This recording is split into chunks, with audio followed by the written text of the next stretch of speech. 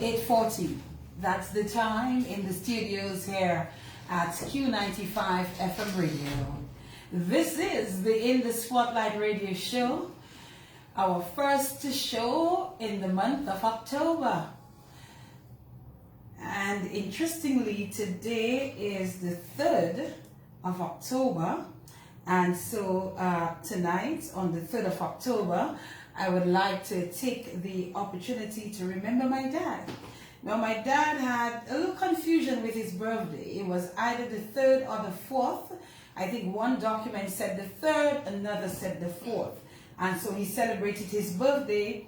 I think he observed the 4th, if I'm not mistaken, for his birthday. But today, being the 3rd of October, I just want to remember my late father, Ferdinand Frampton. And I always hope and pray that, he continues to watch over me, that he continues to watch over me in heaven, where I hope that he is at this particular point in time. So just remembering him, part of what I do, I always, next to God, of course, God gave him his talent, but he shared that talent with me as his daughter, and it is because of him that I am where I am today, and I cannot not always take some time out to remember my father. And as I'm doing that, I'm sending out the link for the program tonight via WhatsApp. So if you would like to join us, do so via the In the Spotlight Radio Show page, and you can get to see my beautiful guest and her talent. She brought her talent here because tonight, what is her talent? What is it that we are referring to? Then you need to come on live and see what it is that we are referring to.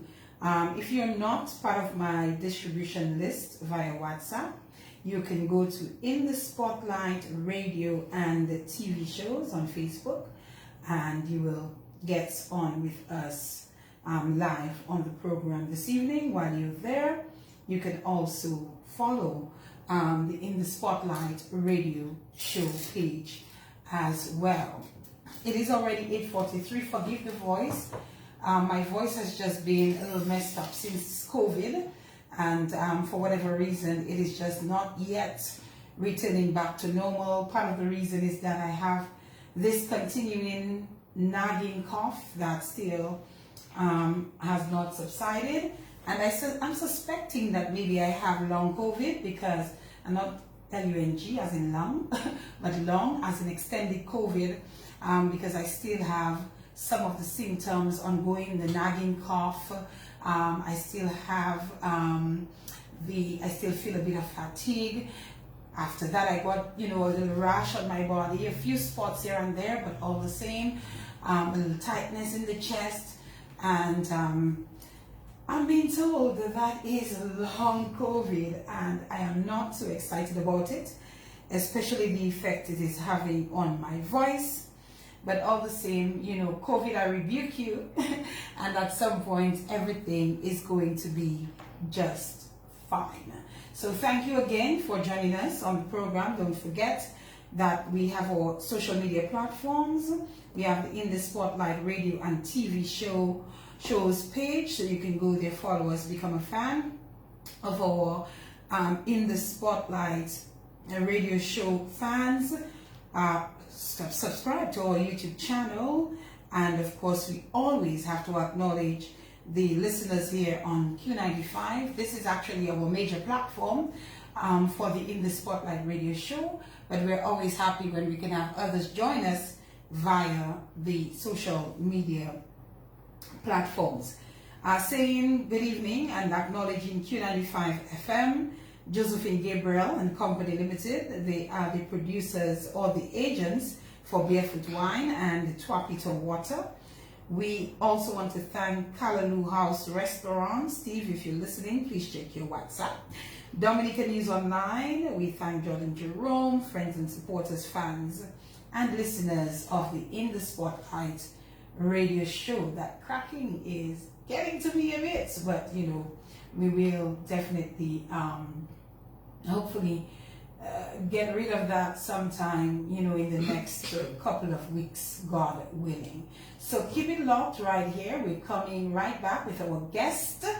She's most recently known as the lady for the flying dresses, but there is so much more to her story. Keep it locked. We're coming right back on the In the Spotlight radio show.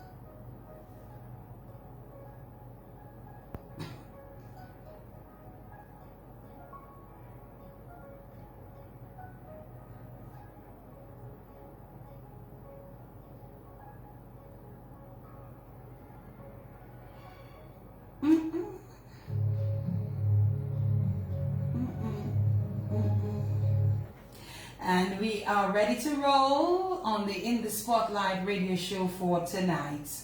Good evening again, everyone, and welcome to the program.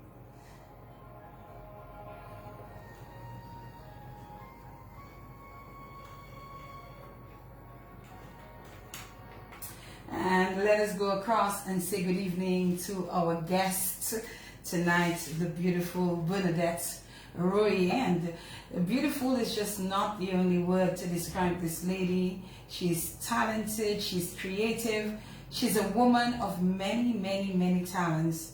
And we're going to hear her story, and we're going to learn about those many talents as well. Those of you who are joining us via Facebook Live in the background, you see our belle femme, okay, we're belle femme Creole, and Bernadette will tell us a bit more about that. Bernadette, my darling, good evening. Good evening. And welcome. Thank you. All right, it is a pleasure to have you. Are you good? Yes, I'm fine. Are you nervous? No need to be nervous, Bernadette. C'est moi qui l'avais. No. Please use the opportunity to say hello and good evening. Hi, good evening to those who are listening via the internet and Q95. Thank you for tuning in. I'm hoping that you can be informed or better know me. Hopefully everything goes well. I'm a bit nervous, but I guess I'm a talker, so yes. That will. Don't worry, she's going to get to relax with us a bit. Bernadette, in the background is this mannequin, and I love the headpiece. By the way, what do they call the headpiece? It's a fascinator. It's a fascinator. Yes, and it was locally made by Danelle. She has this little business called Fetme. It's like handmade, I guess translated. And I was privileged to meet her during the small business to business forum that the Ministry of Tourism and Small Business Unit organized. And I was impressed with the little headpieces, so I had her commissioned to make me like 2 little headpieces. So a collaborative effort there. Yes, and I'm supporting local. And supporting local. All right, I was just giving the audience, at least those who are viewing via our Facebook, an opportunity for a little close-up on this fascinator and the outfit itself. So we're coming back. Let us get to know Bernadette a bit. She'll tell us more about this particular outfit sometime during the course of the program and what it's all about, and we're excited to know. But let's get to know Bernadette a bit. Bernadette, we always like, understanding a bit about our guests, where they come from, family, all of that good stuff. So talk to us. Okay, I am originally from the village of Penville. I always tell people my address is Penville, no matter where I am. But I presently live in Leopoldville. I am the last of 5 children of my mother. I had one sister and 3 brothers, and myself, 5 of us. I'm last. And then my father had 17 children, and I'm also last. You're last of your father's 17? Yes, I am. And last of my mother's 5. And last of your mother's 5? Yes. That says something. What did that mean for you as a child growing up as the last?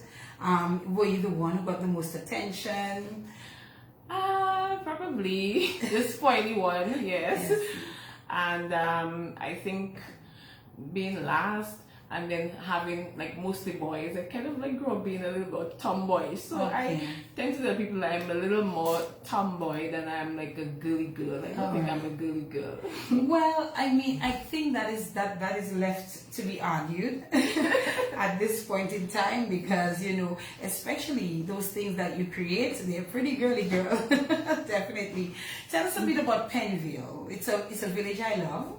I've spent some time in that village, and I really love just how peaceful and tranquil, and just the view when you drive into Penville. It is such an amazing view.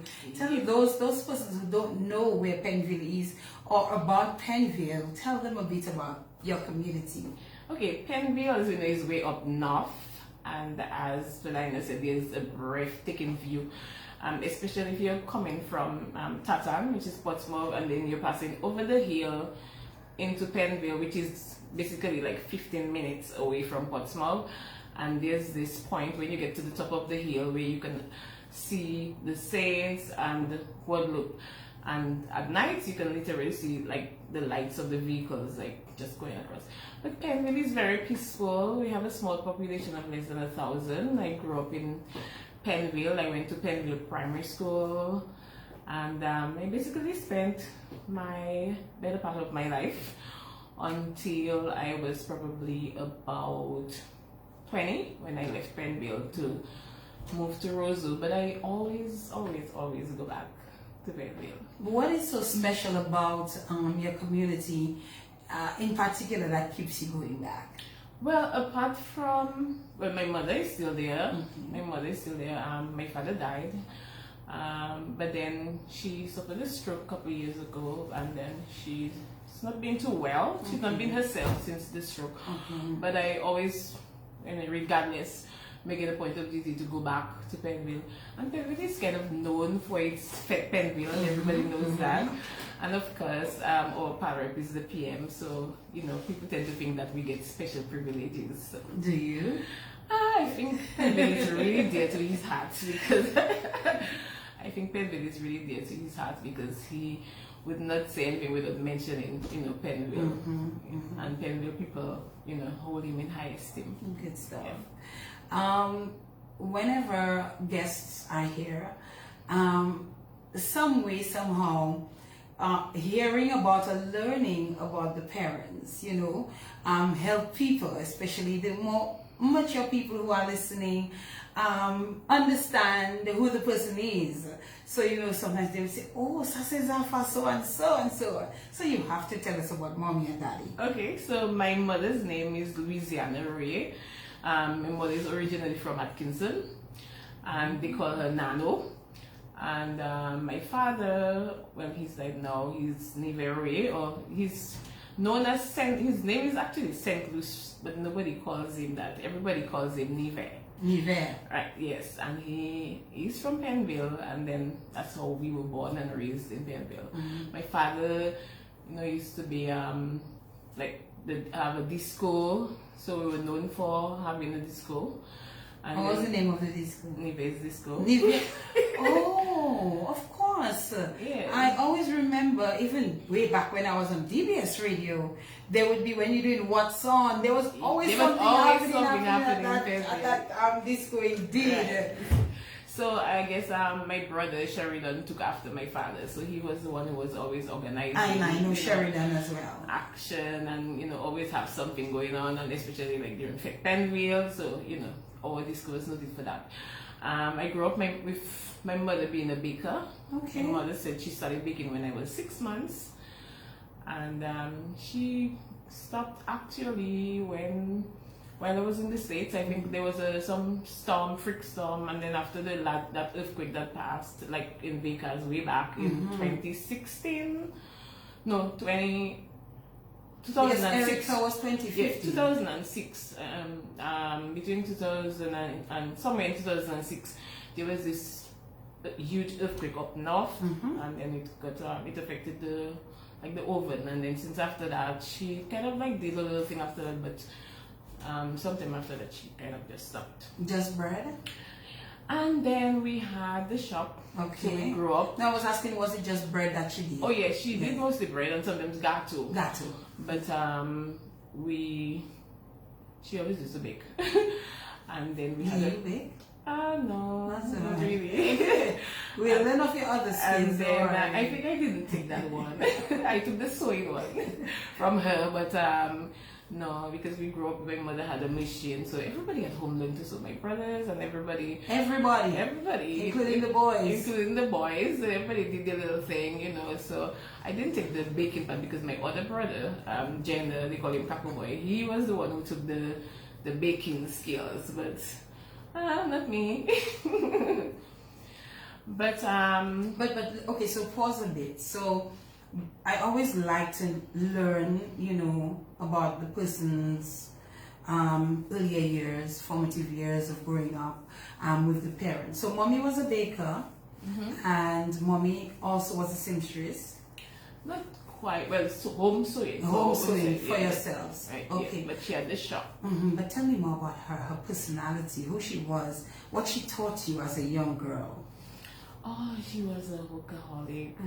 My mother, she always said that she was born a side of a twin, and then she kind of like took like the male,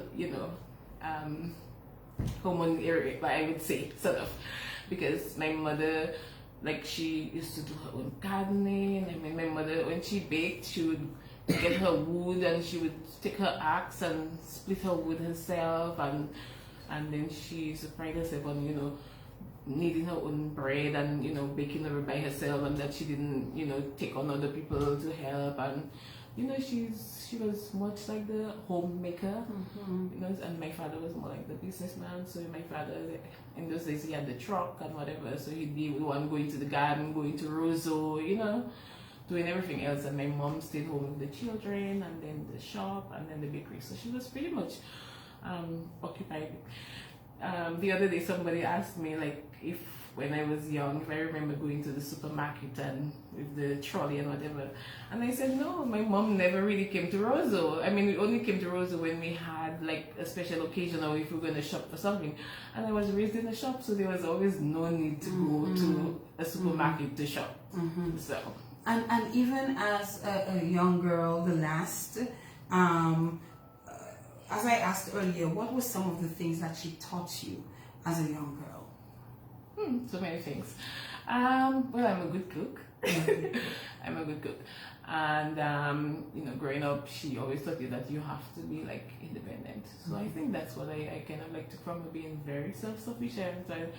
I am a lot like her in that I'm hands-on, and then I can, like, do a lot of things for myself. I don't kind of, like, depend on people to do things for me. I am very much, you know, independent. If my counter is falling apart, I'll probably take a nail and nail it, because that's what my mother would have done. But what else? I get the sense that you generally had a very good upbringing. Yes. I suspect there was enough food in the home. When we had the shop. Yes. And bread. And bread, yes. You know, you can't go hungry. Yeah, so what was that like though? You know, very often some of the guests who are here speak about days probably having one meal, not having much to eat and drink, not having much to put on, shoes to put on their feet, very limited clothing and so on. But that doesn't seem like it was the case for you, because your mother made your own clothes, you had a shop, she baked, and your daddy had his disco and so on, you know. So and then when we grew up, we had like servants. So when we were little, like you had, you know, people come in to clean and wash and cook, and then you know, like after when we were growing up, then gradually she's kind of like stopped, you know, having like extra helpers. So she probably like take them maybe like once a week, you know. And then my brothers who were older than me kind of like took up the chores, you know. And then I remember my cousin Martha. Hi Martha. She would say, come and sit down and wash your clothes. Come and learn to rub, and then, you know, like rub them and then do this or do that. And then you had other couple people who used to, like, you know, come to wash. They tell you, you know, come start rubbing, and then when you finish, just put it there, and then I will pass my hand on it. And, you know, you learn to do little things. And there was one thing my father always used to say, that sometimes like a woman needs to know how to iron a handkerchief. Yeah. Well, so I learned how to iron a handkerchief.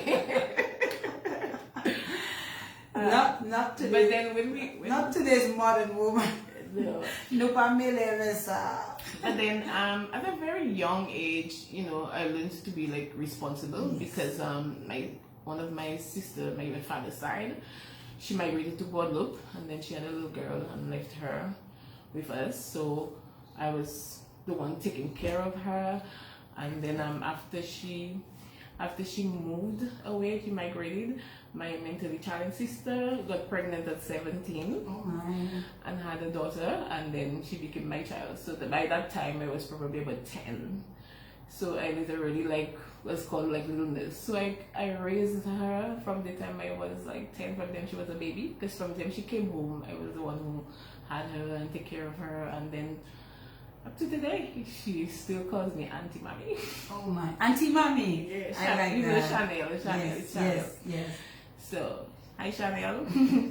So I was kind of like, you know, motherly, if you want to put it that way. From a very early age, yes.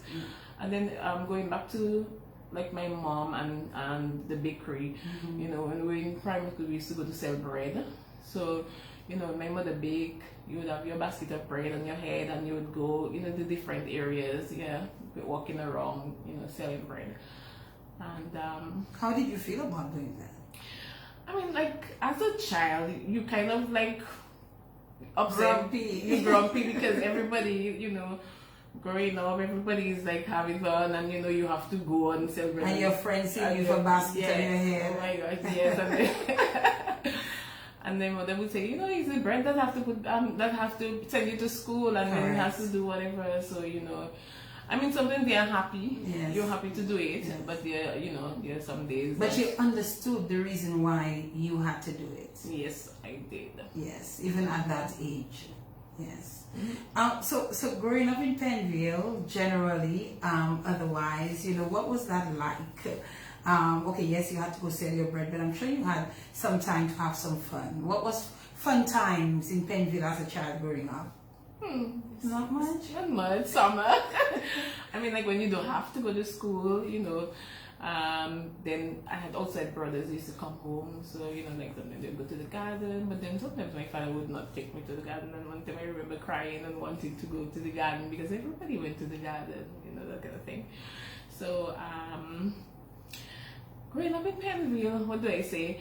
It was not difficult. I didn't have like a hard time, growing up as a child or hungry, as you said, or abused or anything. Basically, I think that we were like one of the privileged, family. And then going back to the fact that we had a disco, I always used to say, when I grow up, I'm never gonna have a business. When I grow up, I just wanna to get a job, work for the government, 8 to 4, and then go home and don't ever have a business of my own. But as we can see, that's not true. That's not true. What about school? We didn't talk. We spoke a little bit about Daddy. So Daddy has passed on. How long ago was that? About 20 years. 20, yeah. What, I 20 think years it's about 20 years in 2002. What happened? Well, he was 70 something. He never went to, was admitted to the hospital. These group of people, they are like, they go to the garden, they like keep going, and doctor is not something that they really like to go to and whatever. But I think it all started like when he went to the nurse, and then his pressure was a little bit high, and then they sent him to the hospital, and then they tested his blood sugar, and his blood sugar was high. So from that time, it's like, oh, because you're diabetic and you have like high blood pressure, like you're going to die. So he just gave himself a death sentence? Yeah, he just kind of like stopped going to his garden and like stopped doing the thing that he used to do. Because in those days, the misconception is that if you have diabetes and you get a cut, then you're going to die. Yeah, it will not cure, you will die. Yeah, so he just kind of like, I think he just kind of like gave up to a certain extent. And then there was one time he actually was admitted. He was at the hospital the same day, like the same night. They were sending him to Rosa because he was breathless. And then he literally like got up, and went to take his things to walk to the ambulance. And then 15 minutes later, he was dead. Oh my goodness. He was hyperventilating and saying like, oh, he's going to die and his children is not there and whatever. And then I guess he went on the ambulance and he was, agitated and woke up himself, and then... How is mommy? She's okay. She's there. She got a stroke in, I think it took 2015, somewhere there about. Her left side was affected, but since then she's not been the same. My mother was what we call like a quichetis. What a quichetis is?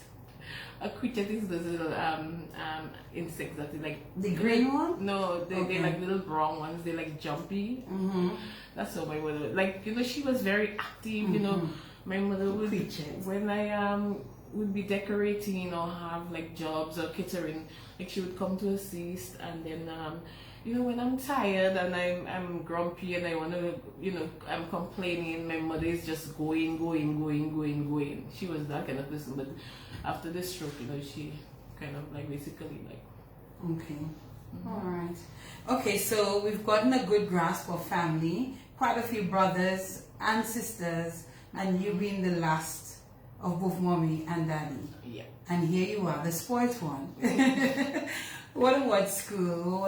What was school like? Where did you begin your education? I began school at the Penley Primary School, and after Hurricane David, I moved to Atkinson. primary school for like a year because at that time some of the students from Penville, they were going to school in Vickers. And then we did some schooling in Penville because this school was being used as a school. But that was for the lower classes. But then when I became a little older and had to, go to Vickers or whatever, my mom sent me to Atkinson. So after that, when the Penville school was constructed, then I moved back to Penville. And then I went to Portsmouth Secondary School. Okay. And later on, Clifton Dipini Community College. Mm-hmm. We like to always learn a little bit, it's a process. So, Portsmouth Secondary, tell me about your 5 years there? 6 years there. Tell me about your 6 years there. A blur. A blur? You didn't like it? It was like, okay, I don't particularly remember anything like dramatic that happened there. I mean, it was just like the normal. Okay. Like you're excited like when you leave Penville and then you're gonna go to secondary school, but that bus ride. You didn't like it. The van. So then we used to be at school in a van, and that time we were passing for the long way. The winding. No, I didn't quite like it. But it was something that you had to do and you didn't have a choice. Okay. But there were some good teachers that I came across, like Mrs. Chandler Hyacinth. She was one of my favorite people. The current PS? Yes. Okay. She taught me in high school, and we are still friends today. We have that bond. And there were quite a few, teachers like Mrs. Fabian, Mrs. Joseph. There are quite a few of them. The Massacre brothers, Ronald Massacre and his brothers, like they taught the maths and sciences, and it was uneventful. Uneventful for you.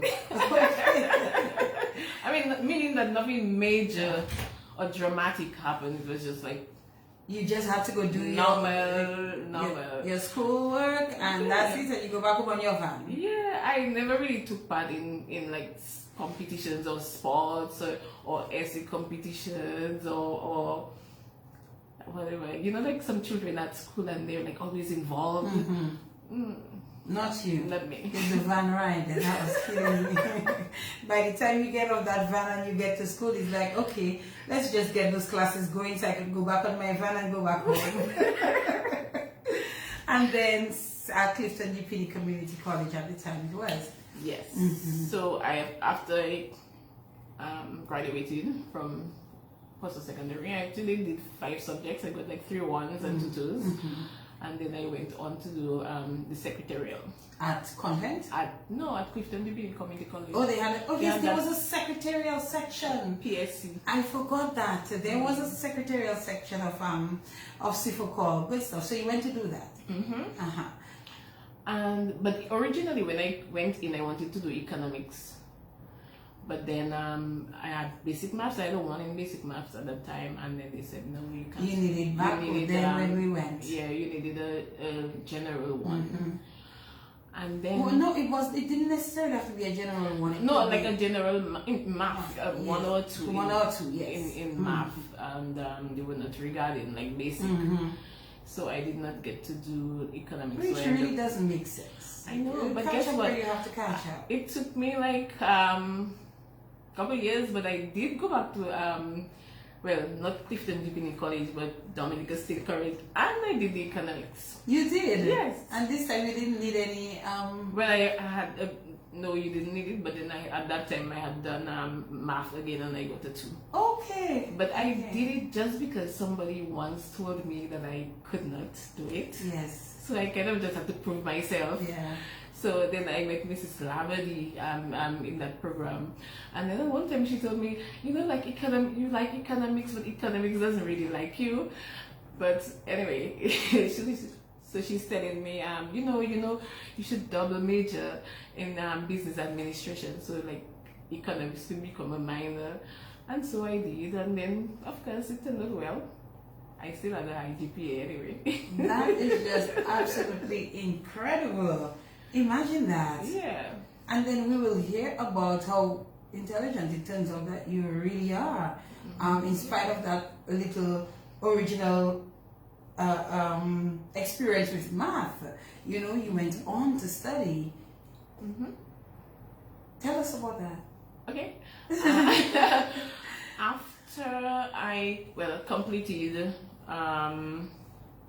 sixth form, that was in 1993. Graduated in 1993. I started teaching at the Penville Primary School from 1994. January. So you went back home? Yeah, January 94. And I taught for like 7 months. And then by then I was pregnant with my first son, Vince. And then I stayed home. He was born in August, so I stayed home about another like 4 months or so.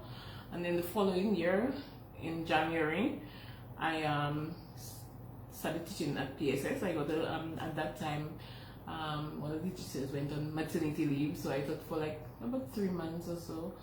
And then I went back home again. And then I think sometime in June, I was substituted at St. John's School, you know, for a teacher. And then I went back home again. And in August, I think, of 1995, I started working in the government service. We're taking a break. It is 9:15, the time in the studios. When we come back, more from Bernadette Roy on the In the Spotlight radio show. Thank you for tuning in.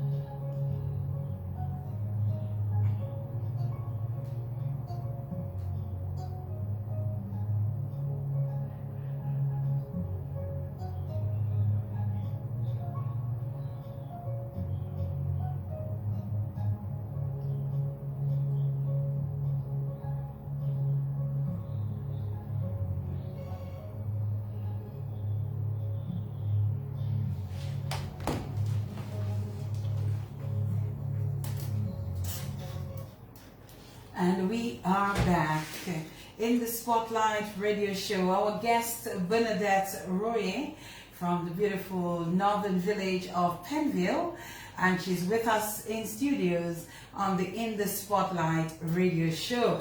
And she's taking a little time to relax. When I see she's still a little nervous, I just want her to relax. You're just having a conversation with the guys. You are just fine. You know, your neighbor, your friend.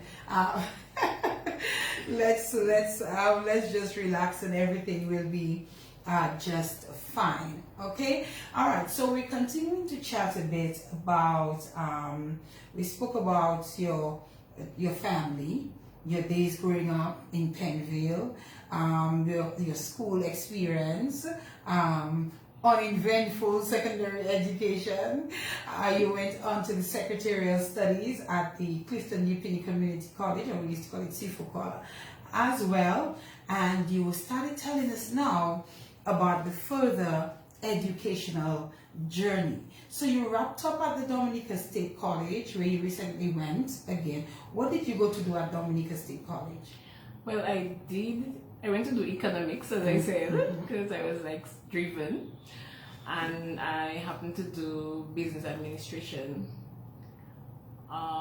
At the end of the program, well, the associate degree program, well, I also worked at the state college at that time. Okay. Yeah, because during the time that the transition period from Sifukal or Clifton Divinity Community College into the Dominica State College, it was done by this consultant, what's his name, I can't remember, Dr. Thomas. And then at that time I was at the education planning unit, which is where the whole consultancy and the restructuring, took place. And then I opted to go to work with the college. What did you do in there? 2002? I worked as a secretary in the front desk. Okay. Yes. And so at that time, because I was because I was a member of staff there, you could do a program for free. Of course. You had to take advantage of it. I had to take advantage of it. And during my time there, like Monroe College, you know how they always have this, like, how do you call it? The outreach program where you have different universities coming in to speak to the students. And so there was like scholarship opportunities for students who were doing well and had a certain like a GPA higher than 3. And then I took advantage of that opportunity and went on to study in New York at Monroe College. At Monroe College. You didn't do it online, you didn't do it distance learning, did you go in person? Yes. You went in person? Yes. Okay. There's a story there. Yes, there was. Yes. Tell us about that story. What happened that almost changed your mind about going to Monroe College? Okay, so as I said, when I left Sifukal, I was pregnant with my son, Vince. And then my mother decided she's not taking care of anybody's children, but you have to stay home and look after your child. So I decided that when he was like old enough, I'd send him to meet his father, and then I would, go and study. And I always kept, I was working in the government service, but then I always kept telling myself, I will go and study. And there was this Arundel Thomas. Yes. And then I remember him telling me, if you don't go and study and then you stay working in that government service, you're going to become a professional slave. Oh my goodness! A professional slave. A professional slave, because everybody's going to say, oh, you work hard, so good work is rewarded by more work, but then you don't actually get, promoted, because at that time, it was like 10 years and more, and I was still a junior clerk, appointed junior clerk, so. Oh wow.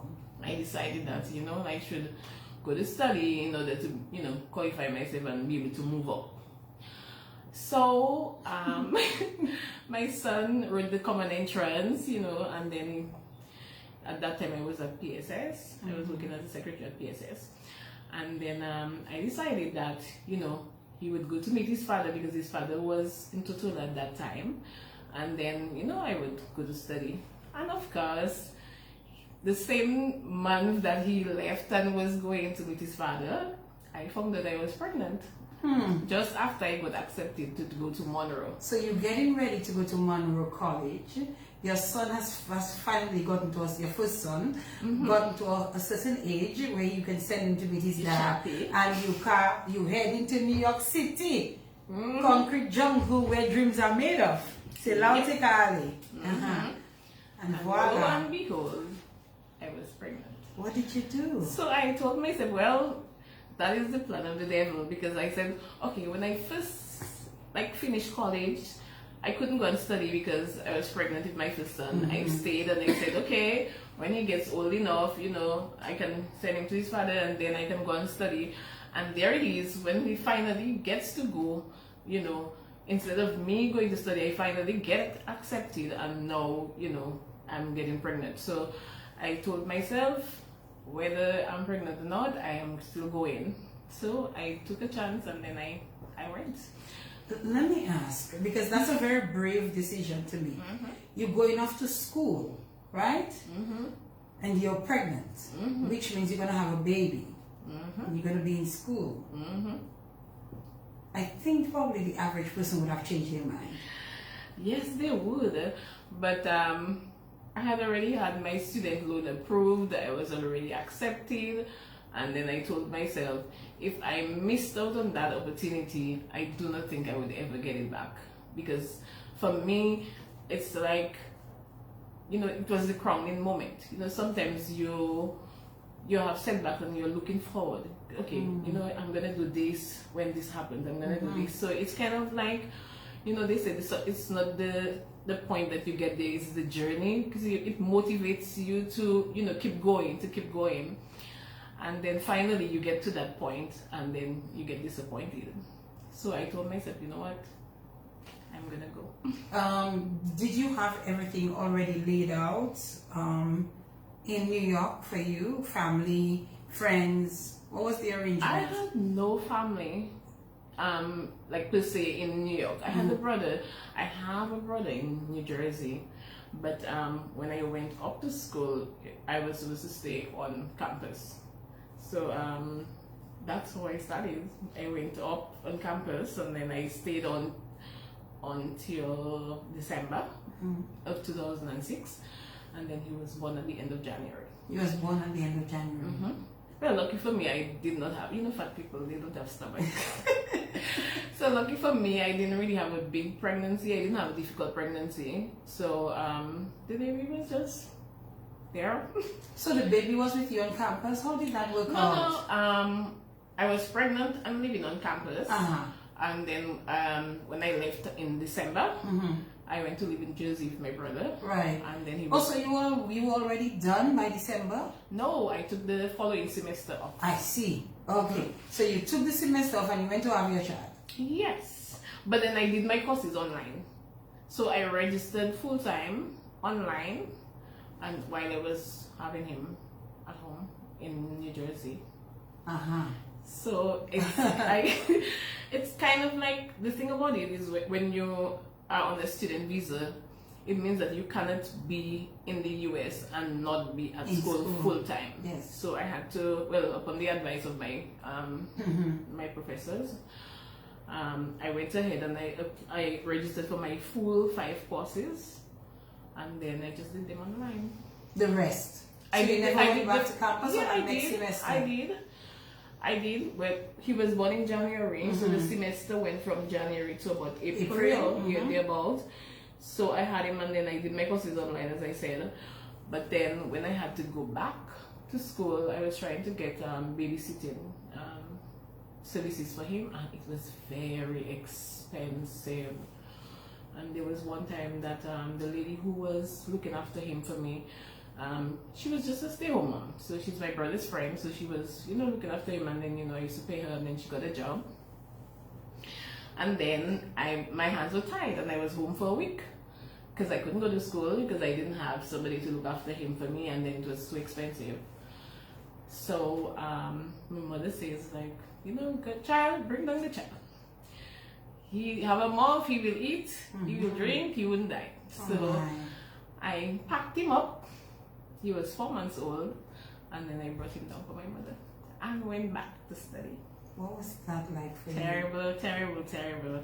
I mean, in those few months, like, I went back. I think I cried more during that 2 years more than my entire life combined. Honestly, it's like every day, you know, I would like cry and cry. But, you know, like the old people say, you know, you cry through this eye and then you study with this one. Because, you know, you're here for a reason, and then, you know, there's a greater purpose why you're here. So you know, you just fight for the tears and you just keep going.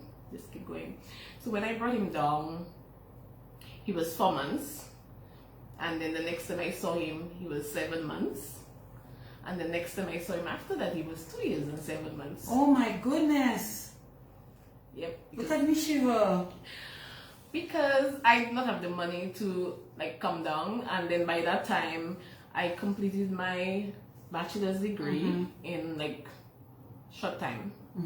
And then I graduated with a 3.98 GPA. Yes. Even with all of that going on in your life. Yes. Your baby born 4 months later, you have to take him to Dominica to meet your mom. You don't see him probably not 3 months after that, and then probably a whole 2 years and more after that. So what happened is I finished in like 4 semesters because of the associate degree program at the State College. I was able to transfer all of my credits from the associate degree program to Monroe, so it kind of just cut back the time that I spent. So I said, okay, because I finished early, instead of coming back to Dominica, I just took the opportunity to do my master's. Because I knew that if I come back, it's going to be a long process to come back to study, and the children and everything else. So I went on to do my master's. One time, yes. But at that time, I was, well, of course, we were on student loan. The money is done by that time. And so I had to like work part-time, you know, and go to school, you know, part-time. But there's something like, when you study in the US, there's something they call OPT. OPT. Optional Program Training. Which is like, when you complete your program, you can work for like 1 year. So I took the opportunity to capitalize on that program, and then what I did was during that time, no, you can't register full-time as a student if you're on OPT. Okay, so when in the master's program, like 3 courses was considered full-time. So what I did during that 1 year, I took like 2 courses per semester. So I did the first spring semester, I did the summer semester, I did the fall semester. And so by the time that I completed my 1 year optional program training, I had already gone through like half of my master's. Wow. So I just kind of just took, reapplied for the extension of the student visa. And then I took like 2 more semesters, and then I completed my master's. And that was it. And again, I got a 4.2. 4.2. There's so much going on. You know, your even children more, because now I had to actually work and pay my way to school, and still, you know, send like little barrel and things for my mother, because his father was not supportive. So that's the last one. Yes. So you had to find a way to educate yourself, pay for school, and send for your mommy to take care of your child or children. And we survived. Well, my older son was with his father. Yes. So I didn't really have to take care of him, but the younger one. But what was a typical day like for you in New York, especially while doing that master's program and working? Well, the thing is, at school, like, you know, you normally have the students who like work. So you would be working for like 20 hours a week, and then you have, for the master's program, all the classes were in the evening. Oh, so the classes were from 6 to 9. Lucky. So some of them I would work like during the day, and let's say I would work up to like 4 sometimes. So you from 10 to 4. It depends, because you structure your time accordingly. And then from classes start from 6, and then goes up to 9, and then I had like on my off days, what I would do, there was this lady called Lucia Esprit. She's actually from the town. She has this business in New York, in Queens. Like, she's a broker, and she did insurance and stuff like that. So on the days when I had like off, well, you don't really consider it off, but then it's like, remember, you're only allowed to work for 20 hours. So on the days when I had like, you know, extended hours, like free, I would go to Queens, you know, to work with her. Sometimes I would go on a Saturday to work with her. And then I met this lady, she's a Jamaican lady, who I met through a friend. She used to do house sitting of an elderly lady. So during like the holidays, like Thanksgiving and Christmas and these times when like they want to go home, because they will like live in caretakers, like I would substitute for her. So then I would take care of the elderly, and then, you know, make some money also. Of course.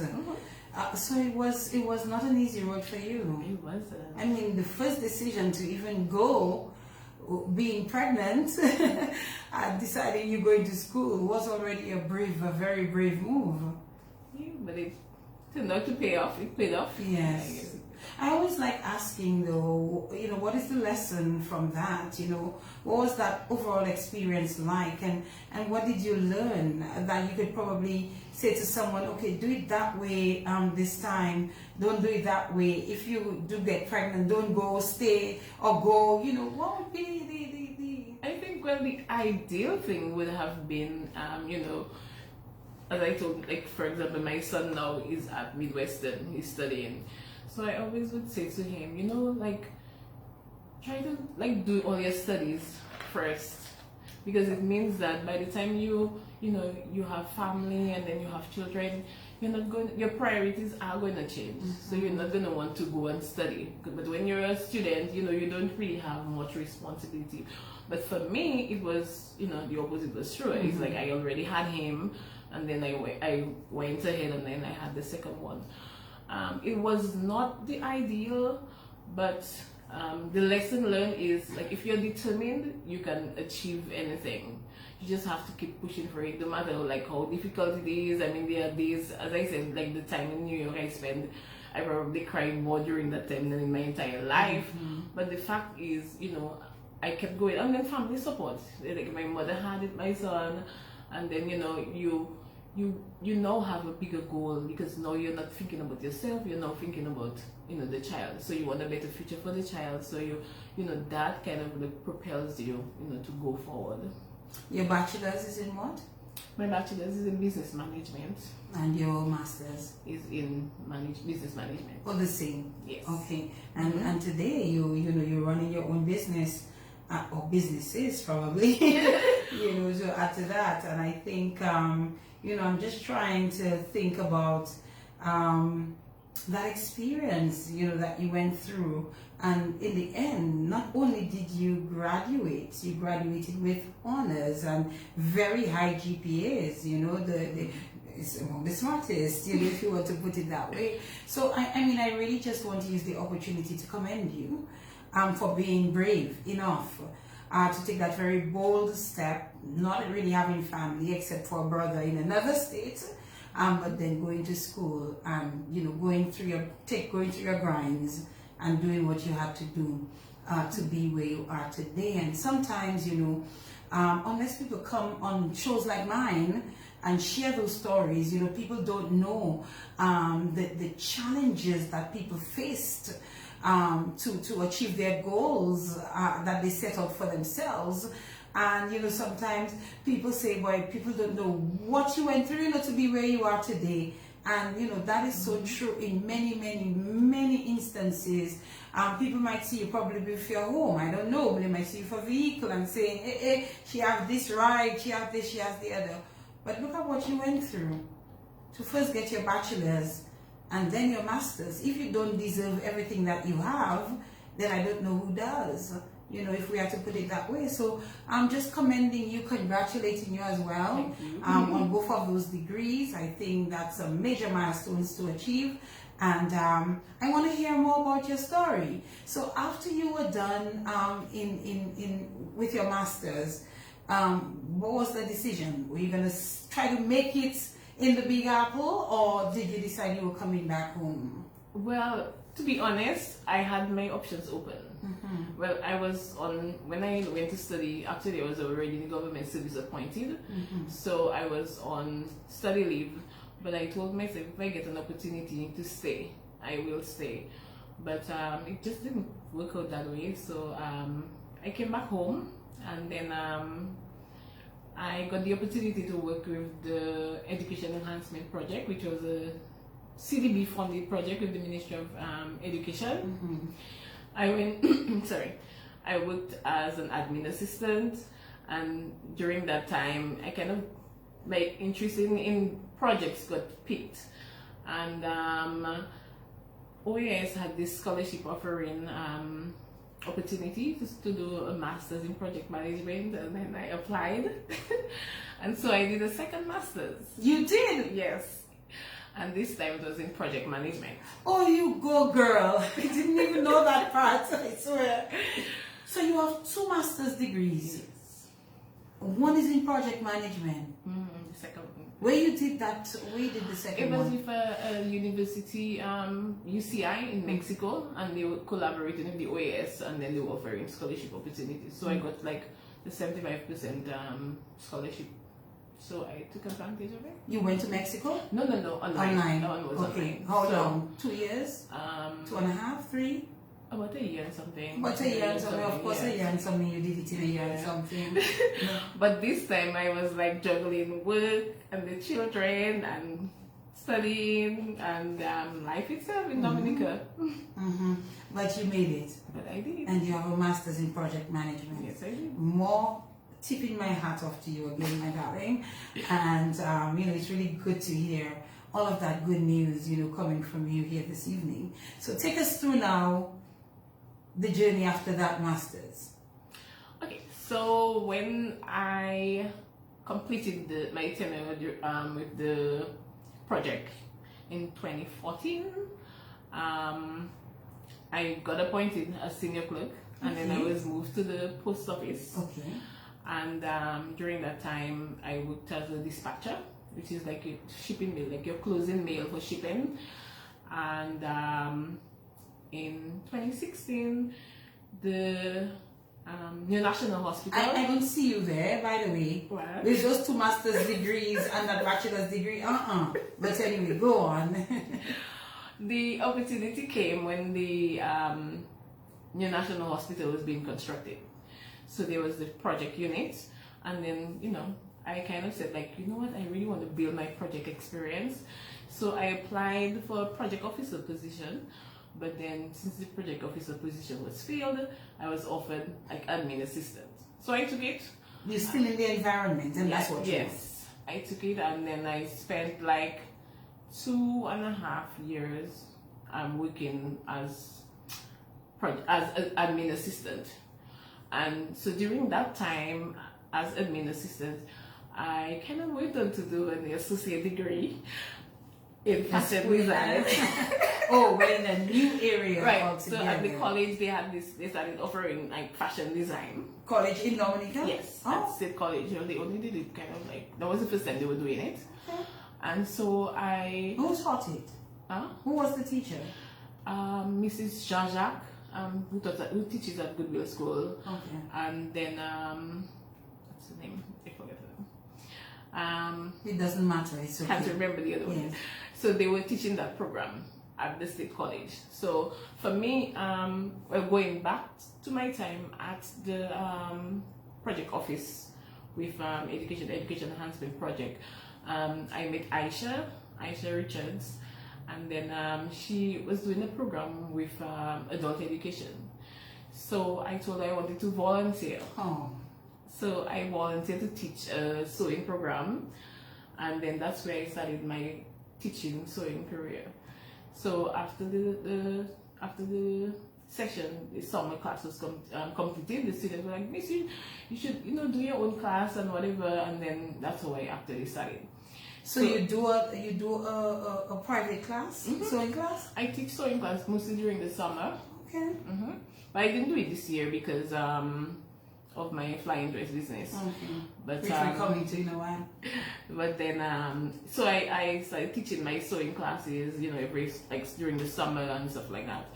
And so going back to being at work at the project office, after the 2.5 years, the project coordinator resigned, and then the person who was in the project officer's position moved to project coordinator, and so I was moved to project officer. Which is what you wanted in the first place. Which is what I wanted in the first place. So you got to put your project management skills to work. Yes. What was that like?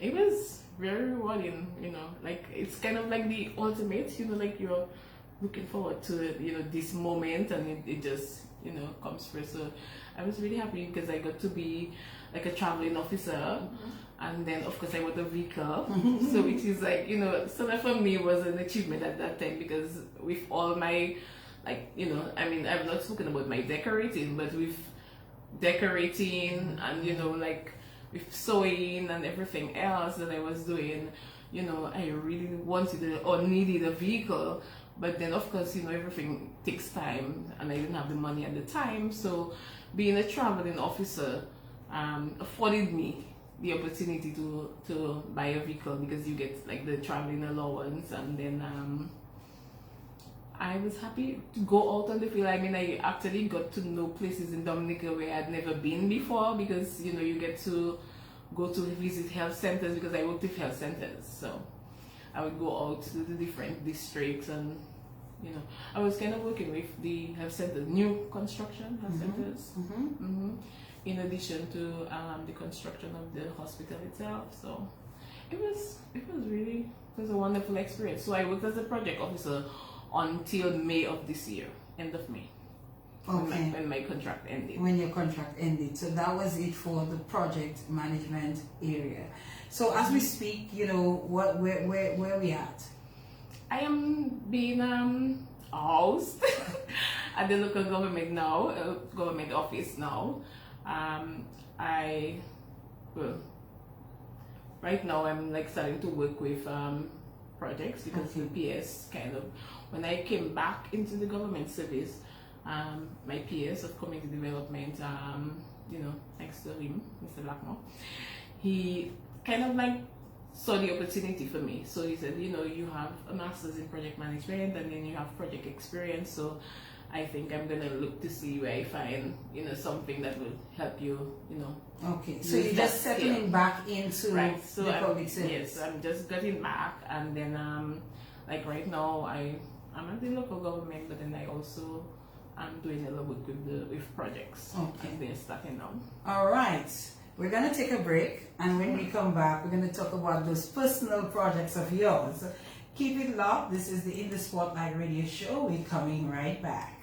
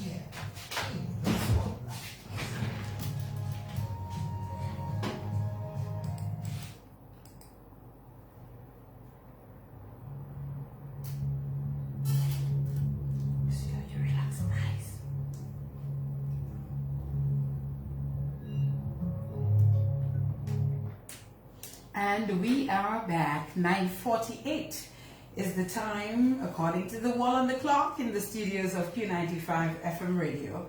I think it's the same thing on my handset too. Thank you. The clock on the wall. Is that what I said? Oh, I told you that. I blame COVID for everything. They say you get brain fog with long COVID and all of that. And guys, I kid you not, I really truly experienced those things.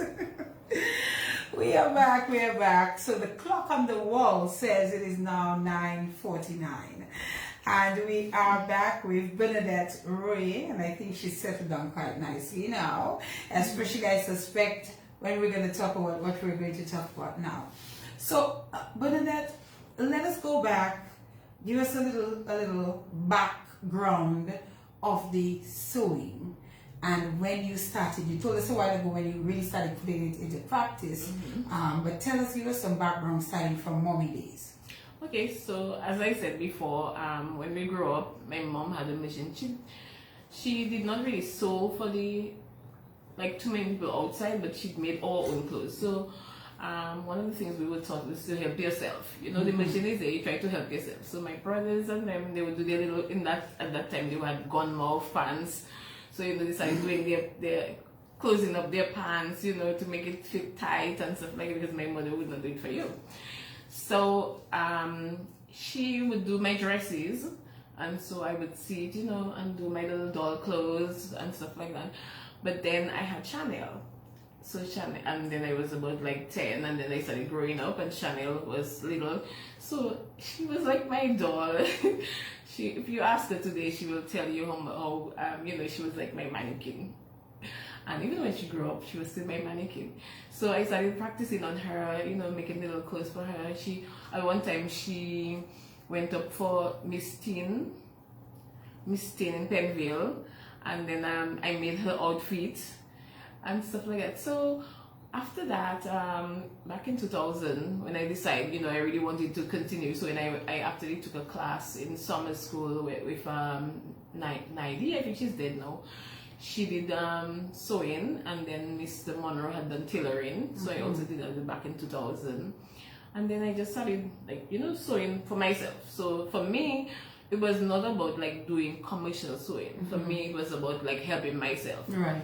It's you can't really afford expensive thing or all the clothes, so you figure if you can help yourself, then that makes it affordable for you. So you just buy your clothes and then you make your little clothes. So that's how I started, and then people be like, "Oh, make your clothes," and I'd be like, "I made it myself," and then that's how I started sewing for other people. Somebody would say, "Oh, well, I have a piece of cloth, can you make this for me?" Yes. And then over the years, you just, you keep doing it and you keep getting better at it. And you build a clientele. Yes. So that's how I actually started with my sewing. And then, as I said, in 2010, about 2010, 2011, when I volunteered for the to teach the sewing program, then I started teaching, sewing. But then, I just, kept sewing, and then I do, clothing for work, wedding dresses. Did you make what you have on? No. Oh. Just asking. No, I didn't. But I generally 99% of what I wear, I make. And I studied I also sew for barber sometimes. So I help sew their costumes. And is it something you say you're very good at by now? I think so. You think so? Yes, I think so. And today, Bernadette, and we will talk about some of the competitions you've taken part in and all of that. But before we do that, I really want to talk about the flying dress. How did that flying dress come about? Oh, does it fly? Yes. Now, how did the idea come about? Okay, so back again, with my sewing, one day, Mima, Masika Mima.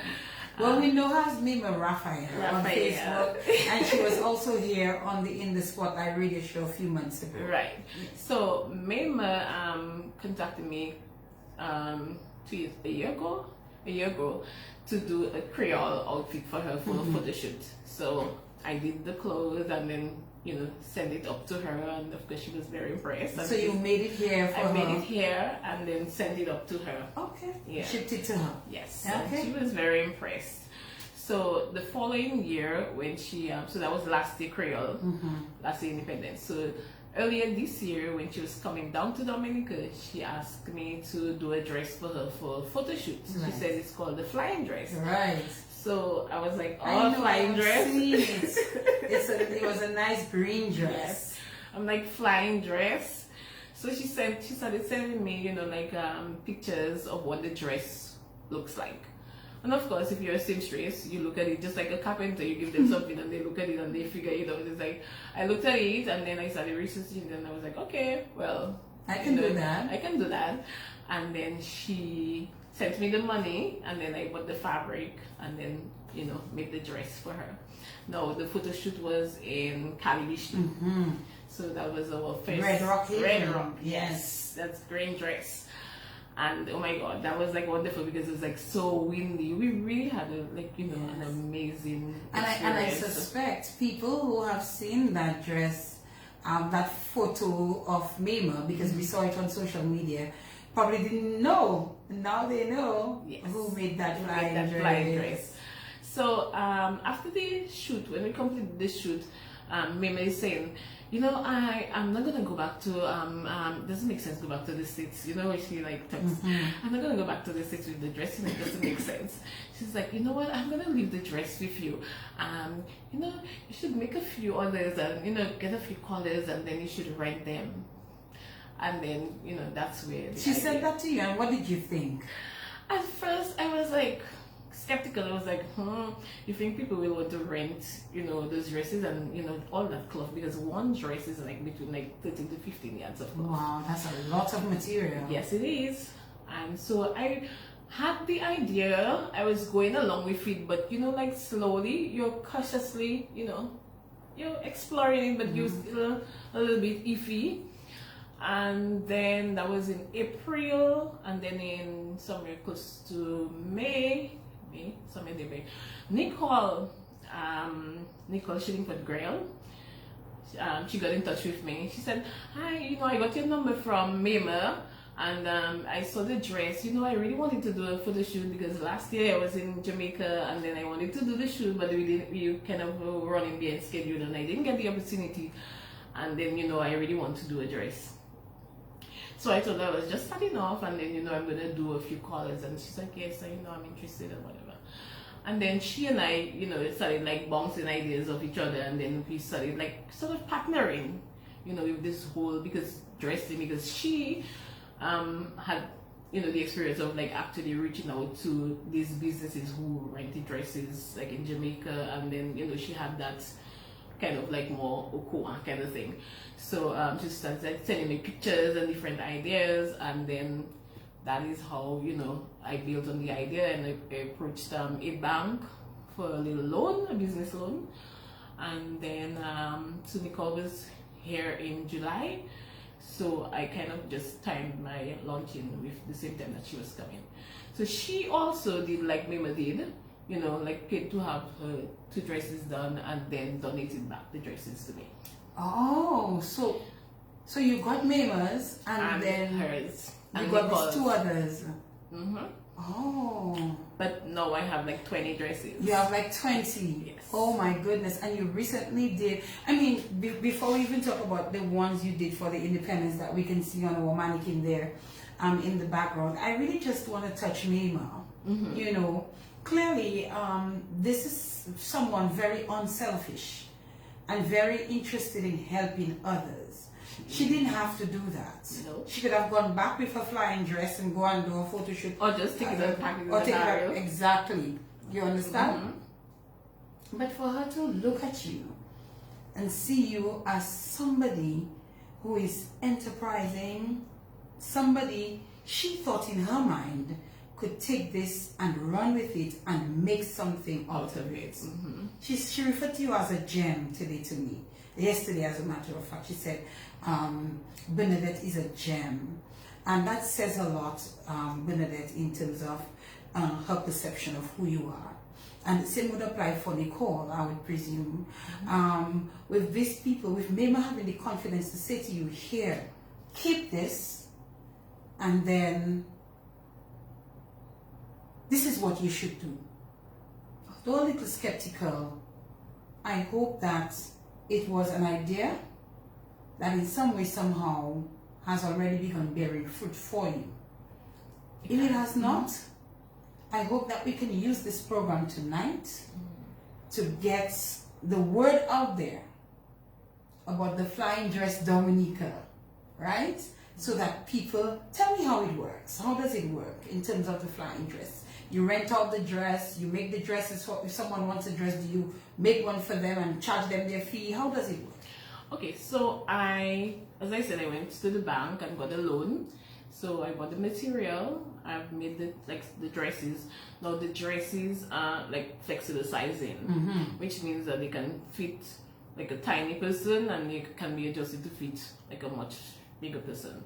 So the dresses are already made. I have like the 20 dresses that you select any dress from, and then the dresses are for photo shoots. So you can't really use the dress to go to, let's say, a prom or something. No, that the purpose of the dress is for photo shoot. And then part of the business logo, we say it's not just a dress, it's an experience. Because on the photo shoot, there's like so much that happens, that you have to work with the wind, and then you have a dress assistant who's gonna like send the dress up, and then, or the wind itself, and then the dress has to be photographed and captured while it is like flying or like settling back down. So that's what the experience is about. That's what makes it, unique and interesting. It kind of like this near Titanic moment, so that, if you want to put it that way. Now you're making me so excited because I missed my shoot. I know you did. It was a little difficult because there was COVID and there was the weather, and then you had to move it to a Sunday morning. Parfois, I never take a leave morning because 7:30, no. So I missed mine, and you're making me feel now like as if I really missed out on something. Yes, you did. We're still planning on doing our shoots. Yeah. I really look forward. I really do want to give you that support, not for me, but really just to so you can take advantage of my reach, whatever reach I have. Take advantage of it. People are overseas, they're coming, they can book their shoots and that kind of thing, I always look forward to helping in whatever small way that I can. Of course, at no cost whatsoever. This is absolutely, free of charge. And I think this is a brilliant business. And I really hope people see it for what it is and, take full advantage of it and start doing those flying dress photo shoots. Do they have to arrange their photo shoot, or? Well, what we do, we have options. Right. So somebody can just rent the dress and then have your own photo shoot, or we have like packages where we actually like book a photographer for you, and then we can book a makeup artist for you, and then we can also provide an assistant for the dress, and also like transportation, like to the to whatever destination, whatever site you wish to have your dresses photo shoot. We kind of have some hotspots, kind of like these are areas where like the wind is like really good, because as we said, the experience is getting the dress to fly, and then if you have the natural wind and you have the person assisting in the dress, then it makes it more interesting. And you're being creative with it. In that it's the independent season, and if you go to my page, you will see a beautiful video that was done of the independence shoot I was supposed to be part of. But anyway, but yes, so the idea just came, hey, let me do an independence themed flying dress. Okay, so generally, if you look at, like, if you just look up flying dresses, the dresses are basically done like in like two different ways. You have those that are done with the strap, like it's called an infinity dress that just like ties in different ways. You have this one, and then you have those like almost like our Creole clothes where they have the elastic and off shoulder. Because I think they're done like that particularly because they're rented out and you have different sizes of persons. It makes it easy to fit any size. Right. And so I just thought about it and I said, like, independence is coming, why not like do something like Creole-ish?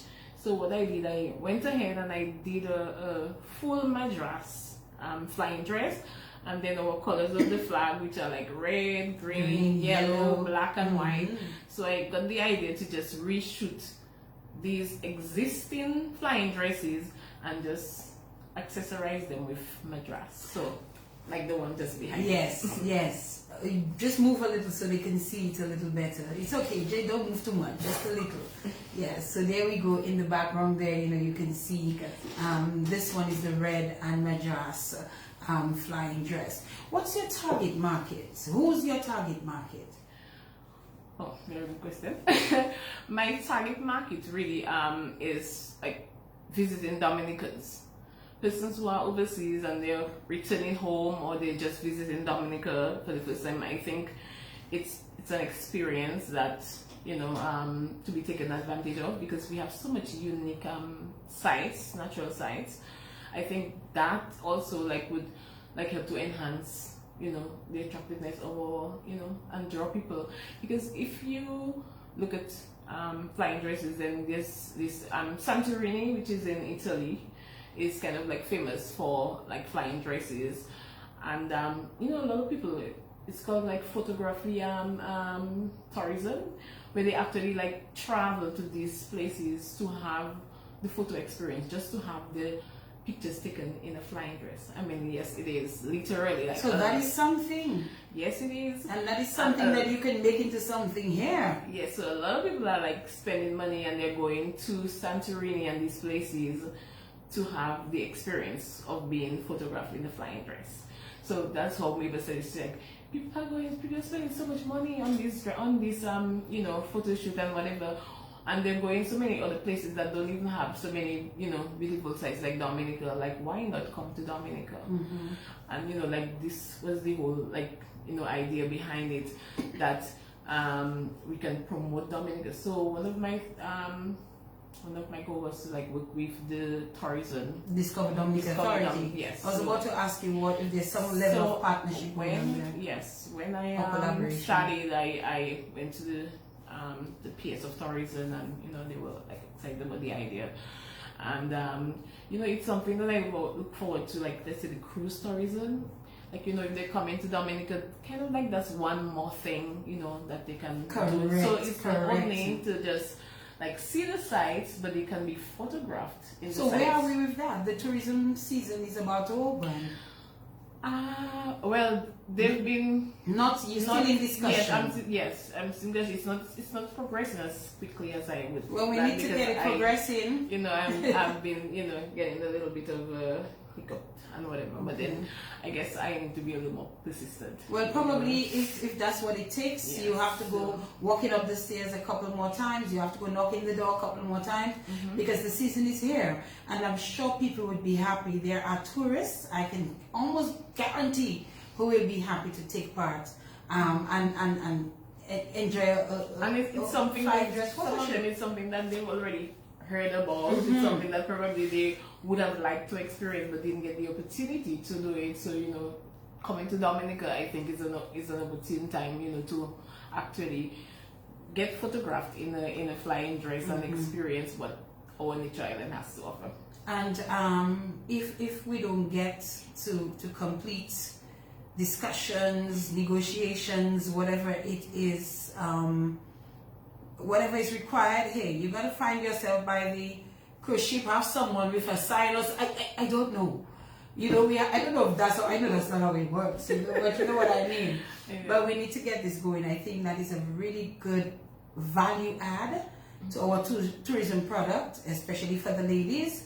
I think they will take full advantage of. So I really hope that you get this going and that it can move a little quicker. But we are still open to the Dominican public. Of course, yes. I would hope so. Yeah, so we are asking persons who have any occasion, you have your birthday, anniversary. We've done maternity, any milestone. Like my friend said, just because there's an opportunity to rent the dresses and be photographed, and I'm saying it's just I've not been actually photographed in the dress per se, although I did the Madras one, but just being there and helping someone experience the whole thing, it's kind of so rewarding and fulfilling for me. It's like being in the dress myself, honestly. Yeah. I really do hope that it really takes off. I really hope it really flies off. Yes. and that we can really see some good stuff happening with Flying Dress Dominica. Thank you. All right, and Mima, big up to you again, you know, for providing that level of support or giving Bernadette that little first push. Yeah, you so know, I look at it and I say like Mima, you know, planted the seed, yes, and then Nicole watered the plant. yes. So And you know, now you just and I'm blooming and yes, blossoming. yes. Oh my God, that's a nice analogy. Yeah. Outside of that, though, Bernadette, you know, you've done quite a bit of work. You've taken part in a few competitions. Yeah. Some you've won. Tell us about some of those. Well, the Cots Fashionista competition, I think it was back in 2015. Was that the one I was a judge? I think so. You I think don't so? know. I'm not sure. You went the next I don't year? I remember. don't know. But the first year I took part in the Cots competition, Fashionista competition. Avina won. She won the they had the first year. The first year I did not participate. I participated in the second year. Right, so the first year I did. Okay, so Yes. I participated in the second year, and then Avina won, and then I came first runner-up, and then the following year I participated again, and you then won this I time? won the second time, and then the third time I participated, I also won. Okay. Right. And it has not happened since And it then? hasn't happened since then. Wonderful. I think Maria happened. Okay. All So right. since then they've not thing, and then I think that the person who was probably involved at Courts into this organizing this thing may have moved on. Okay. So I don't think that, you know. Well, good stuff. First runner-up and then 2 wins. And 2 wins. Yes. And then and like after that, JL and Jupini had this thing at Jupini. They had the first year they had a mannequin competition where you dress your mannequin and then you had people had to vote on social media. So I won that challenge. So it was they call it a challenge. And then the second year they also had the dress the mannequin challenge, which I also won. And then they had that But Bernadette, you know, give nobody else a chance to I win know, then. right? And then they had the fashion, you know, competition that, you know, I went on to win. I think next time I'll just be a judge. So you've won about 6 of those competitions, at least 5? At least 5. So And first runner-up in 1? yes. Well, congratulations to you. Thank you. You've done well. You should pat yourself on the back. Yes, wonderful. 11 minutes past 10 o'clock. Time flies, Yes, it is.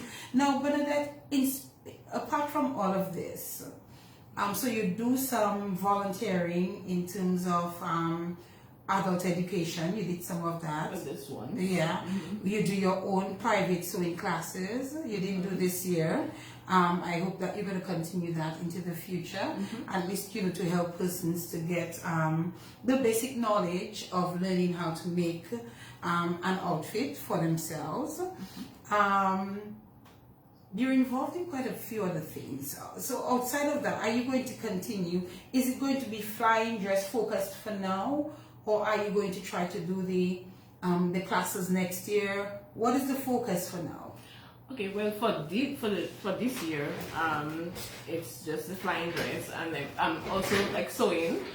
Well, I'm still doing like, you know, like I would do like Creole outfits and whatever, but this year my hands are a little bit tied because I've been contracted by a company to do some uniforms. Oh, girl! So I'm not taking like, you know, like too many, you know, or just only a few, Yes. a few.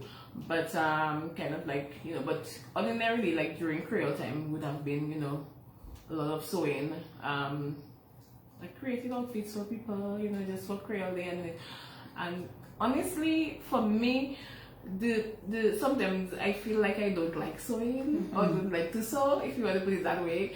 But then for me the fulfillment comes when, you know, somebody like wears the outfit and they're happy, you know, like the whole product, how it turns out, and then, you know, happy customers makes me happy.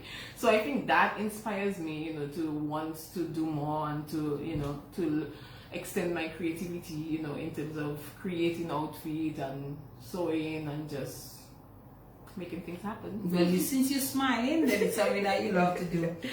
We didn't talk about some of the awards that you've won in terms of contestants, in competitions. So you won a creative wear for Mother's Queen. Oh, I did creative wear. I did a newspaper for one of the Mother's Queen, and then I also did a polka dot for like the last what do you call it?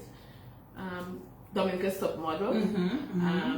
The young lady, I can't remember her name, but then I created this polka dot outfit for her, and then she won. She got best polka dot outfit. When do you find the time? People ask me how and when do I find the time to do things, but when and how do you find the time to do all of that and balancing life? Very good question. Sometimes I don't know, honestly. But as I tell people, if you call me at 8 p.m., you won't find me because I'm sleeping. But if you call me at 2 a.m., I'll be up. So you go to bed early. Yeah, so I'm not a night person. I'm a morning person. So what I do, I go to sleep early, probably after 7, 8 o'clock. By that time I'm sleeping. Sometimes after 6. As soon as I get home, sometimes if I don't have time to take a shower and I lie down on my bed, I just gone. Yes. So sometimes I wake up probably like 12, 1. Like when I have a lot of sewing. Not every day. But when I have like sewing, I get up maybe like 1 o'clock. Sometimes I get up at 10. It depends. And then I sew until probably like maybe like 4, 5. Sometimes I go back to sleep. Or sometimes if I get up at 1, I just go until 6 o'clock and then get ready for work. This is incredible. Yeah, but then apart from sewing, I also do decorating. Hey, Papa. So I have a decor business that I do events, weddings, functions, any occasion, birthdays, anything. I also rent like party supplies.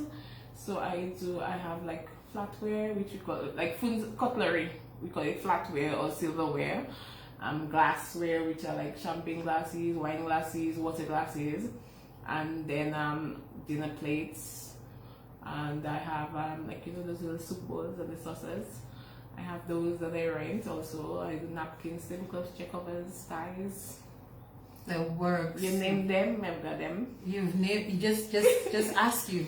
Just ask me. And then you will find it. Yeah. You will provide it. So if you have a function and you just give me this empty room and the blank tables and the blank chairs, and then you told me I have a wedding and this is the room, and then you leave it to me, then when you come back, you'll have your backdrops up, you'll have your table sets, all your cutlery and whatever. And I don't only rent the cutlery and the plates and whatever. I actually do table settings. So I come to your function. It's like holistic. Yes. I do the tables and then I work with Desmond, Augustine. So I order my flowers from Desmond, From Jordan. From Jordan, yes, Eggleston. Oh, that area. Yes, that way. And then, I do my chair covers, my ties, napkins, and the works. Where did you learn to do all of that? Very good question. Back in the days when I worked in youth division, like Shirley, youth division always has some function. They always have some function. If there's a graduation, they have like this, they have, there's always something happening. And so we'll be doing decor. And then she and I started like working together and doing like other jobs for, other persons. And we kind of just, you're doing it and then you keep getting better at it. And then I started like really investing into sewing. So we started doing, just like fabric decor and stuff like that. So what I've done is like move from, not just doing fabric and balloon decor, but I've also moved on after that to do chair covers and tablecloths. And then after that then people start saying, it's so difficult that you... Go on. Sorry, it's so difficult to get, actual plates. So,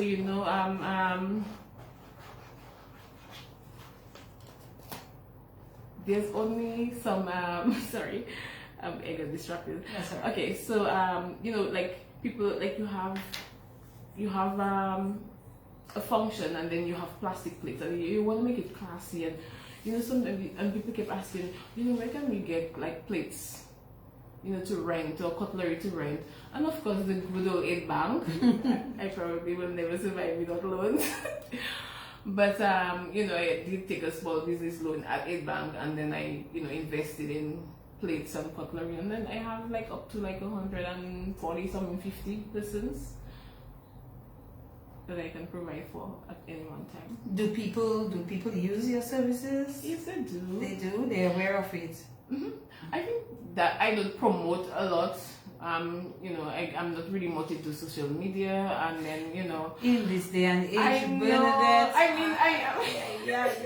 Caramba. I mean, a lot of people like always posting. There is a young lady named Kadisha St. Louis. That's my good friend. Let Kadisha help you. Let Kadisha help you. But one of the things though too is one of the reasons to I don't push myself too much is like because I am like so occupied with so many you things. don't want to get overburdened, I don't want to overwhelmed, overextend and then myself. you disappoint people. So Wow. I get you. I definitely So get even you. from just not promoting, sometimes I have like so much that I can't even properly handle. So I try not to But I still think it's important to have a strong enough social media presence. I'm learning that now. Yes. And people like me and people like Jail, and so back when Facebook had started out, and we were aware of it. I started Facebook since 2013. It's quite some time. Understand? So people like us have a very strong presence on Facebook or social media generally. But then, but I wasn't into the habit of posting and honestly, this whole flying dress thing has just brought up this new side of me, and it's like you don't have a choice, because if you want to make it out there, you have to because remember, your market as well targets the diaspora, and you want them to be able to know that when they come home that there is this that they can do, and the main platform for doing that is social media. So you need to get on the gram, you need to really push your Facebook and get things going. As I said, if it's in the initial stages, you can get someone to help you and just get it started for you, and then you take over. I do. We are on social media. We have a website. It's called flyingdressdominica.com. So you can see some of my dresses. It's still sort of like under construction, but then the dresses are there, and then you can get the variety. Also, we are on Facebook, Flying Dress Dominica, and then we are on Instagram, Flying Dress Dominica. So you can go easy to find. Right, you can go on Facebook, on Instagram, like our page, and follow us, and share. Yes, like and share. Help a sister get her business out there. All right. Okay, we're getting ready to wind down. If possible, we can probably take 1 or 2 calls if anyone wants to call to share with her. 449-3095, 449-3096. If you're calling from overseas, 305-432-9624. That's the numbers to call to just touch base. We don't have much time left on the program, but if you would like to do that, just to commend her, congratulate her, and to let her know that she's doing a good job, and to encourage her. What's your motivation, Bernadette? What motivates you to do what you do? I think for me, it's the outcome more than the money itself. For me, it's like, as I said, I love putting a smile on people's faces. I love, when people are happy, like happy customers, as I said. So sometimes, as I said, sometimes I don't, feel it. I'm in the mood to sew, but then you're motivated by wanting to help somebody, wanting to create something to make somebody happy. Like, for example, even for my events, sometimes you feel a little tired, and then, sometimes it doesn't pay as much. But then you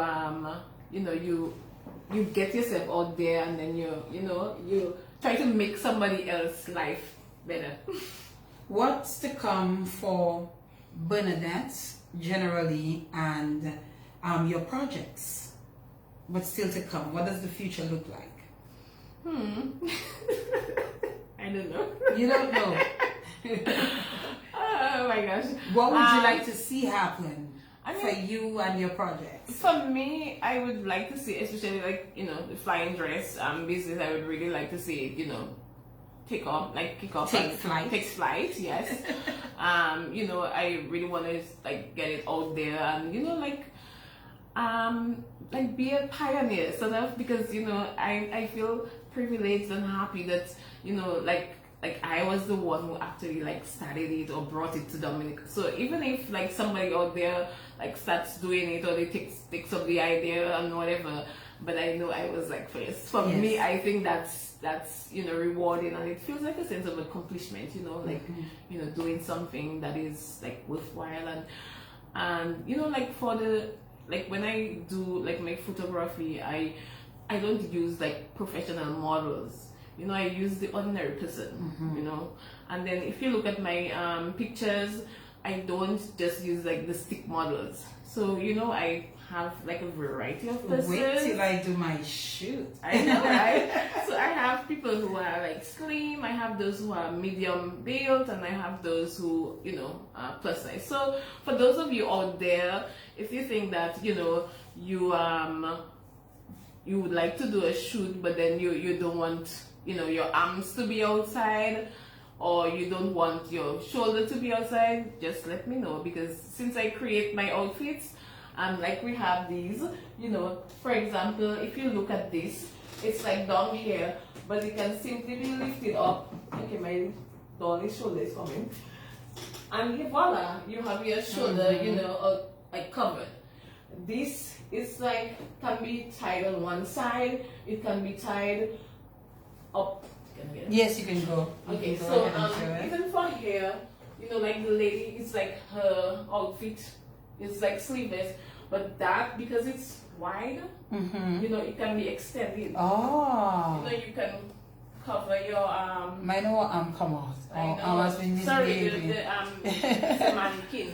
You know, so for those who don't want their arm to be outside, Yeah, you know, you have, I actually like that. yeah, you have options. So my little lady here who is cooperating, I just attached it on here. So if I take this out of the way, you can see it's like it transforms. It transforms. So you have like, you know, it's wide enough. So don't think that your arm is outside and you don't want to you don't want your arm outside. It can be transformed into like any way. And if I do a quick demonstration. Yes, go ahead. Okay, she's gonna do something for us. Okay, so let's just take this off. So what are we doing now? I'm just gonna show like the flexibility of the dress. You know, like if you look at the back, it has this. It's knotted and tied up in. Okay, let me just make sure that she doesn't fall off. Okay, you okay? She's asking the mannequin if it's okay. Okay. All right. So basically the dress, as we said, it's called a flying dress. No, not flying dress. It's flexible in the sense that it can be transformed. You can tie it like, you know, different ways. It's called a universal dress in that like the top of the dress consists of like 2 long straps. Oh my God, you're exposing her. So basically, the dress, if you look at my photographs, you will see that the dress, they're tied in different ways. Right. So I can simply just take this hair, sorry. There we go. Twist it up.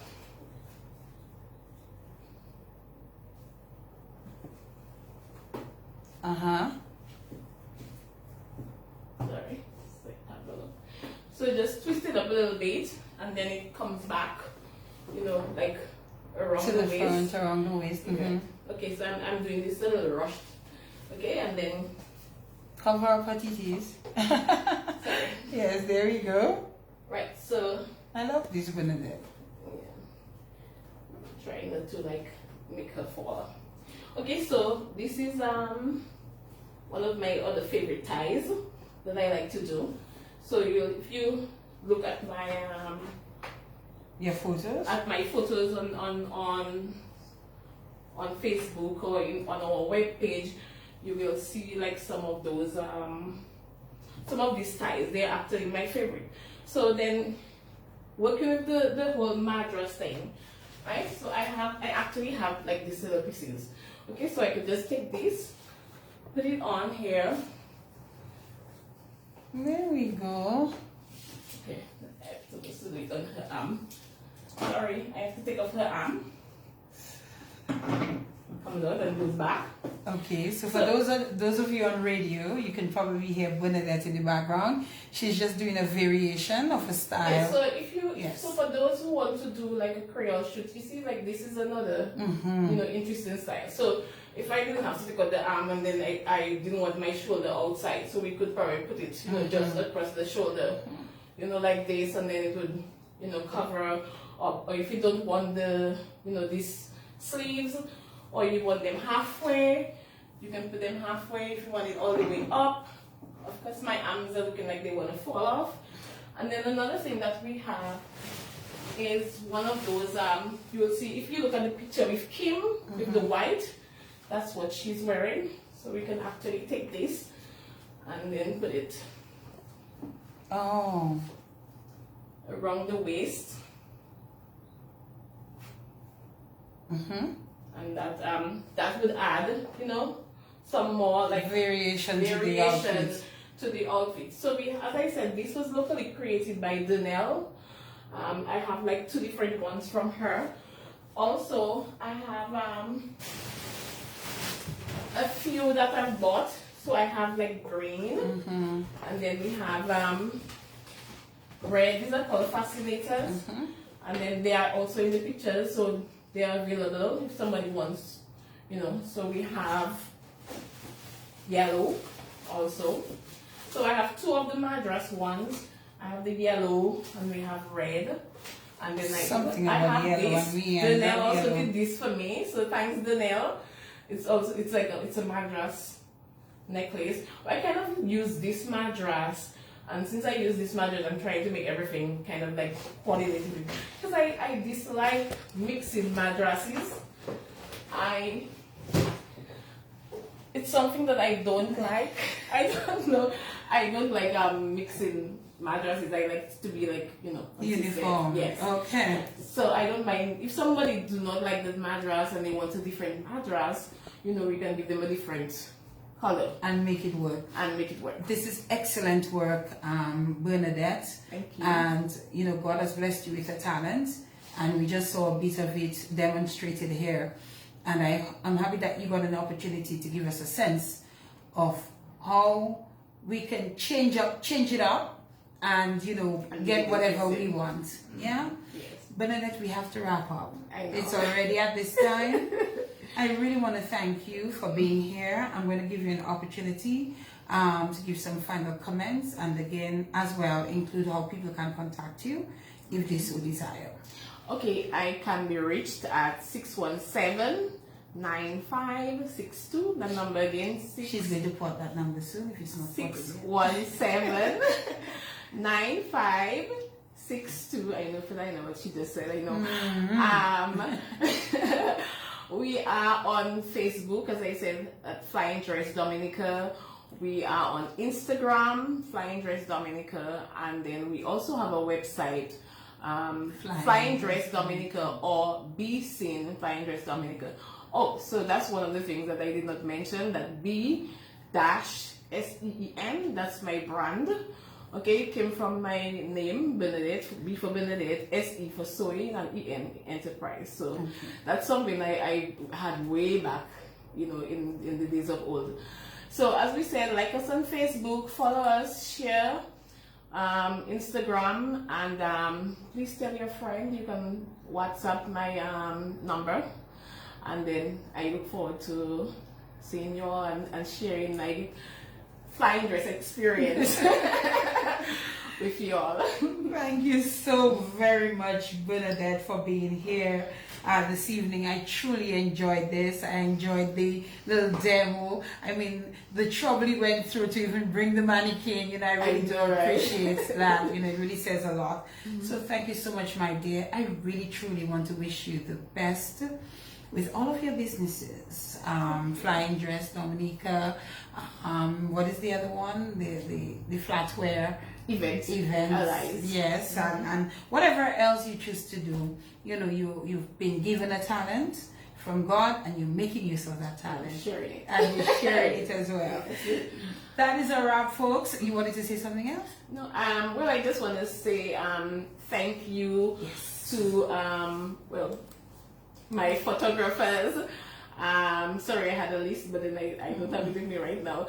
But I really want to say thank you to those who helped me thus far, and I just want to mention a few names like Flex Photography, Fusion, Chad Ambo, Ron Williams, Giselle, Hyacinth.